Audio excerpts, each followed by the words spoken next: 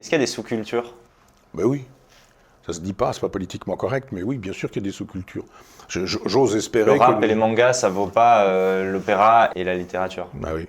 Astérix, c'est pas la recherche du temps perdu. Et c'est pas parce que je dis qu'un Orangina c'est moins intéressant qu'un Pétrus millésimé que pour autant je méprise les amateurs d'Orangina. Avec tout le respect que M. Onfray mérite, je trouve que c'est de très mauvaise foi. C'est-à-dire qu'il prend des exemples d'excellence dans les formats qui l'intéressent, Proust, Château-Pétrus, Michel-Ange, et il les oppose à des gens moyens dans les formats qu'il pense dénoncer. Chanteur à petite voix, alors en plus je suis Derzo, Astérix, Goscinny, pardon, mais là il a mon avis se gourre. La question du format, elle se pose pas. C'est-à-dire, il oublie de dire qu'il y a plein de peintres contemporains de Michel-Ange qui peignaient mal, qui étaient mauvais. Alors qu'il y a des sculptures africaines qui ont révolutionné l'art, justement parce qu'elles ont révélé à Picasso, par exemple, une nouvelle dimension et une nouvelle manière. Sans l'art africain, il n'y a pas de cubisme. La BD n'est pas moins intéressante que la littérature. Je suis désolé, mais Maus de Art Spiegelman est beaucoup plus intéressant que 95% au bas mot de ce qui sort en France